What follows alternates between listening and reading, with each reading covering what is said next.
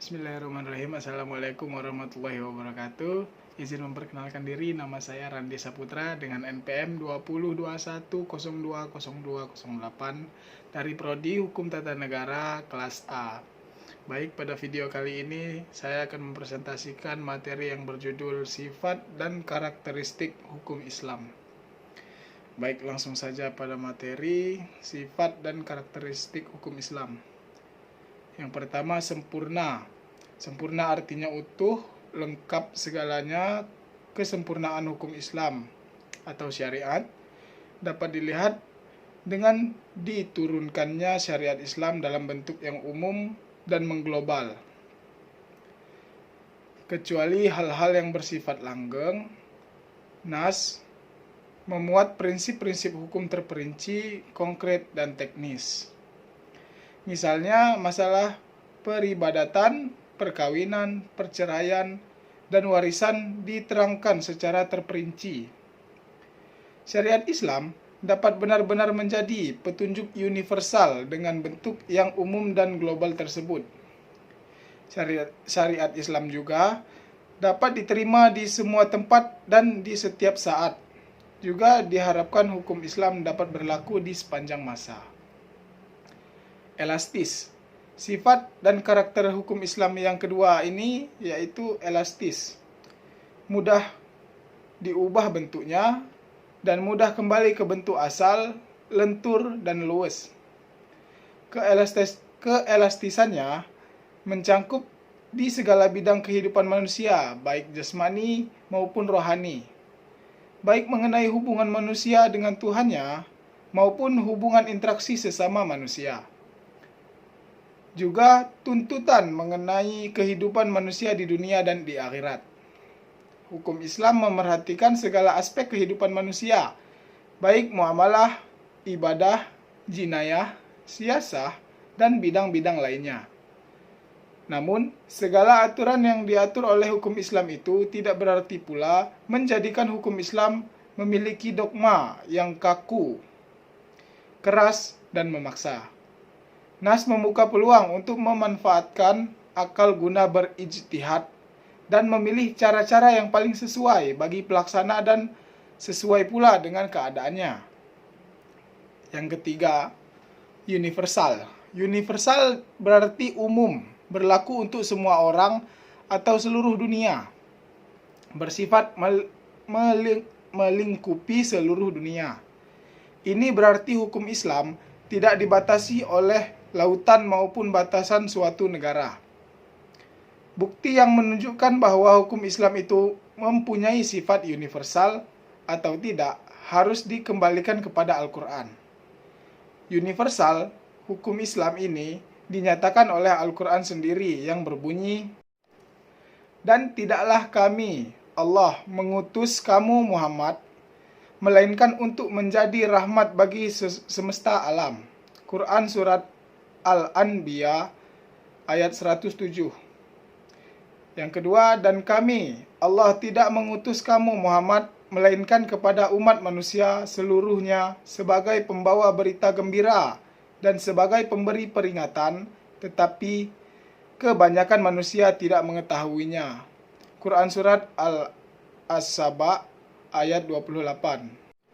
Kedua ayat ini menyatakan bahwa syariat yang dibawa oleh Nabi Muhammad bukanlah dikhususkan untuk orang Arab saja, namun berlaku bagi seluruh umat manusia yang ada di seluruh dunia ini. Selanjutnya, dinamis.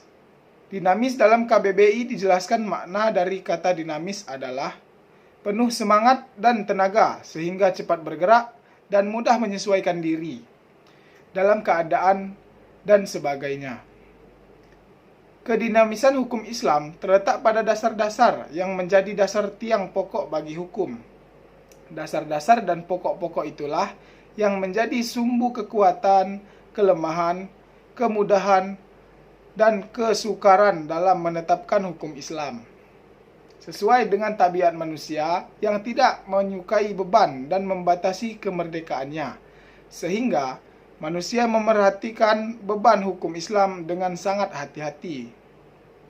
Manusia tidak akan bergerak untuk mengikuti perintah jika perintah itu tidak menawan hatinya atau mempunyai daya dinamika. Syariat Islam ini dapat menarik manusia dengan amat cepat dan manusia bisa menerimanya dengan ketetapan hati.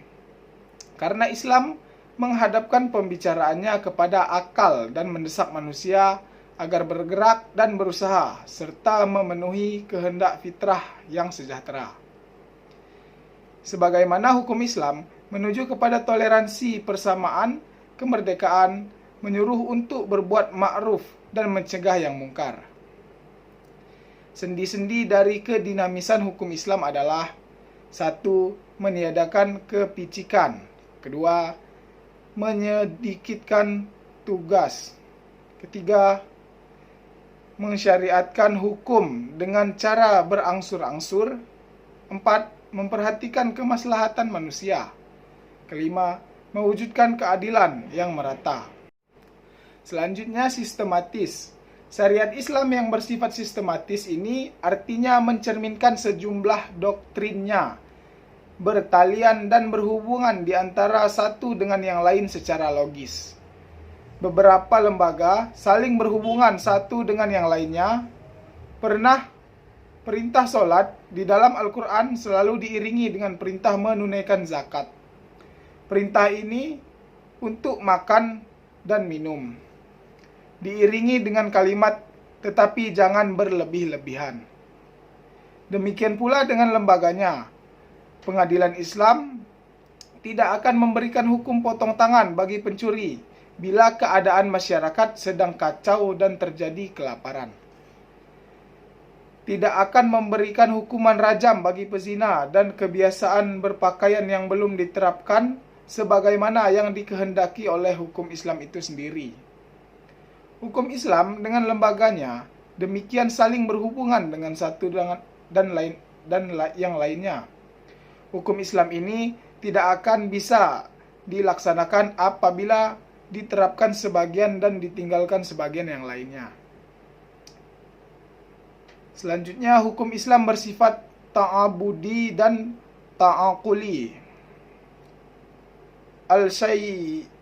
Al-Syatibi menyatakan bahwa ta'abudi adalah sesuatu di mana tujuan hukum dan melembagakan hukum untuk membebaskan mukallaf dari perintah-perintah hawa nafsunya, agar dia menjadi hamba Tuhan dengan sukarela, sebagaimana dia juga hamba Tuhan secara alamiah. Sedangkan ta'akuli bersifat sebaliknya, bersifat ta'abudi. Lebih jelasnya, ta'abudi adalah suatu bentuk ibadah yang tujuan utamanya untuk mendekati diri kepada Allah Subhanahu wa Ta'ala, yakni beriman kepadanya dan segala konsekuensinya berupa ibadah yang mengandung sifat ta'abudi murni. Artinya, maka yang terkandung dalamnya tidak dapat dinar atau suprarasional. Manusia harus menerima apa saja yang telah ditetapkan oleh syariat.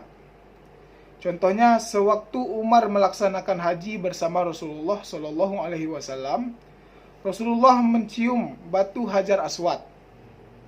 Melihat hal itu, Umar radhiyallahu anhu berucap, "Kamu hanyalah sebuah batu. Jika aku tidak melihat Rasul menciummu, niscaya tidak akan aku lakukan hal ini." Bersifat ta'akuli. Kedua ini yakni ta'akuli. Bentuknya dalam bidang muamalah. Ta'akuli ini bersifat duniawi yang maknanya dapat dipahami oleh nalar atau rasional. Maka manusia dapat melakukannya dengan bantuan nalar dan pemikiran manusia itu sendiri. Ilat dari muamalah bersifat ta'akuli dan dirasionalkan dengan melihat ada maslahat atau madarat yang terkandung dalamnya. Sesuatu dilarang karena kemudaratannya ada di dalamnya, dan diperintahkan karena ada maslahat di dalamnya. Baik, mungkin sekian materi dari saya. Saya akhiri, wabillahi taufiq wal hidayah. Wassalamualaikum warahmatullahi wabarakatuh.